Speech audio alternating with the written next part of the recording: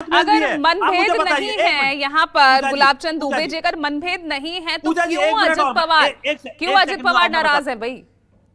38 पे वो घोषणा कर चुके हैं अपने कैंडिडेट्स की। जो बाकी बची 106 हैं उनमें से प्रमुखतः आप ले जा रहे हैं, उनके लिए 10 के करीबी कुछ सीटें बच रही हैं। जी जी पूजे, अभी तक हमारे मित्र विजय भाई, हमारे छोटे भाई आनंद दुबे से 2014 की चर्चा कर रहे थे। 2014 की चर्चा इनसे करना उचित नहीं है विजय भाई। 2014 में तो शिवसेना में इनका जन्म नहीं हुआ था, ये तो 2019 में आए। उस समय तो कांग्रेस के साथ में थे। इनको क्या पता कि असली शिवसेना और वर्तमान शिवसेना का मतलब क्या है? ये क्या जाने कि हिंदू हृदय सम्राट माननीय बाला साहब ठाकरे के विचारों का क्या तत्व, क्या उनका वजूद हुआ करता था। उस वक्त तो ये महापुरुष के खिलाफ ये तो नारा दिया करते थे।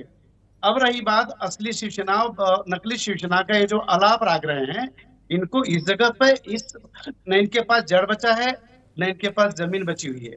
2024 में असली और नकली शिवसेना का वो इस जमीन से दिखा दिया। हमने 2,66,960 वोट इनसे ज्यादा लोकसभा पाया। ये 21 सीट पे लड़ करके 9 सीट पे आए, हम 15 सीट पे लड़ करके 7 सीट पे आए। ये असली और नकली के बीच की बात है। सच ये है। अब पूजा जी, मैं आपके विषय पाना चाहूंगा कि बार बार हमारा दिल्ली पलायन क्यों होता है? अजीत जी जाते हैं या देवेंद्र फडणवीस क्यों जाते हैं या शिंदे साहब क्यों जाते हैं? अरे हमारा गठबंधन धर्म है और हमारे शीर्ष नेतृत्व दिल्ली में निवास करते हैं। वहां हमारा शीर्ष नेतृत्व के बीच में अगर हम अभी से चिंतन करें वर्तमान महाराष्ट्र के इस चुनावी परिवेश के लेकर के, तो गलत क्या है उसमें? सच तो यह है कि ये शिवसेना हिंदू सम्राट माननीय बाला साहब ठाकरे अपने राजनीतिक इतिहास कालखंड में उन्होंने कभी भी न दिल्ली रवानगी किए और न किसी और जगह पे गए। सभी के सभी लोग उनके मातुश्री में आया करते थे। ये असली शिवसेना हो करती थी। माना कि उद्धव बाला साहब ठाकरे उनके पुत्र हो सकते हैं, लेकिन नहीं, विचारों और उनके अहमियत से कोई रिश्ता नाता नहीं।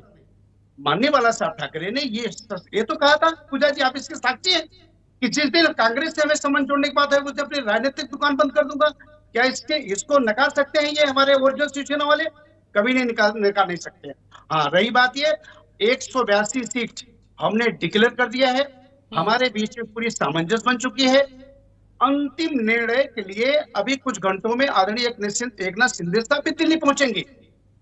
अजित पवार की नाराजगी आप पर भारी तो नहीं पड़ जाएगी? कैसे ही संकेत अभी यश ने कुछ देर पहले दिया है। पूजा जी, नाराजगी जब आपके सामने आएगा तो चैनल पे कहिए। अभी तो कोई नाराजगी उजागर नहीं हो रही है। बहुत अच्छा, अगर नाराजगी होती तो 38 सीट पे अपने उम्मीदवार को डिक्लेयर क्यों करते?